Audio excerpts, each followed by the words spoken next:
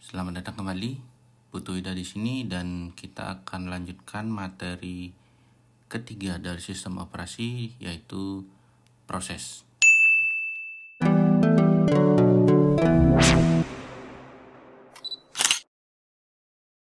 Berikutnya adalah operasi yang ada pada proses. Operasi pada proses yang pertama adalah pembuatan proses. Ya, dalam pembuatan proses akan melibatkan pemberian nama, penyisipan pada list, dan seterusnya sampai mengalokasikan ya.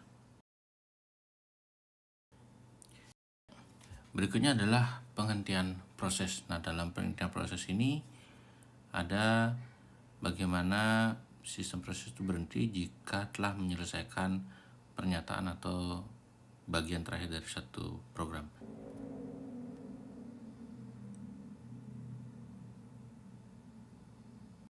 Materi berikutnya adalah kerjasama antar proses. Pada kerjasama antar proses, kita akan bahas producer consumer problem sebagai ilustrasi proses-proses yang sedang bekerja sama. Apa yang terjadi pada producer consumer problem? Jika yang terjadi adalah unbounded buffer producer consumer problem, maka tidak akan menjadi masalah. Masalah yang terjadi adalah ketika bounded buffer producer consumer problem. Kenapa bisa menjadi masalah? Yang pertama adalah pada buffer ini menggunakan ukuran tertentu. Konsumer akan dipengaruhi ketika buffer kosong, karena konsumer akan menunggu item-item yang ada di buffer untuk dikonsumsi. Sementara produser akan menunggu jika buffer penuh, karena produser tidak bisa mengisi buffer jika buffer penuh. Nah, kemudian solusinya gimana? Menggunakan share memory dengan menggunakan data share. Share memory seperti ini. Jadi produser dan konsumer itu menggunakan resource yang sama, share memory. Berikutnya adalah komunikasi antar proses. Nah, dalam komunikasi antar proses ini yang pertama adalah model dari komunikasi. Model dari komunikasi ada dua ya, jadi message passing dan share memory. Share memory sudah kita bahas sebelumnya, yang sekarang kita akan bahas message passing, dan gambar pada bagian kiri atau bagian A itu adalah bagian dari message passing. Yang pertama dari message passing adalah komunikasi langsung.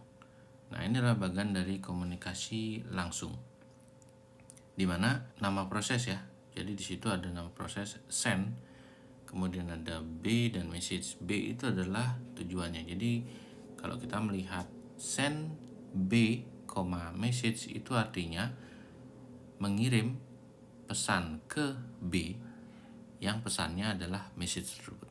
Kemudian yang di bawahnya adalah receive a message, artinya adalah menerima pesan dari A atau dari proses A.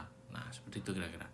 Nah, kemudian yang berikutnya adalah komunikasi tak langsung. Dalam komunikasi tak langsung kita membutuhkan yang namanya mailbox atau yang biasa disebut dengan port. Oke, kemudian berikutnya kita akan membahas thread. Pada thread kita akan membahas yang pertama adalah jenisnya, yaitu one-to-one model. Nah, kalau one-to-one model berarti satu thread akan nanti ke satu thread.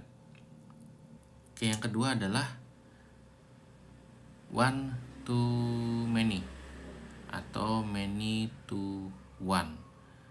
Nah, yang ketiga adalah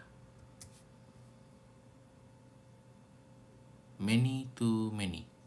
Nah, jadi threadnya many to many.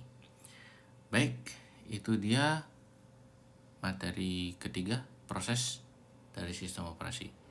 Semoga bermanfaat. Terima kasih dan sampai jumpa.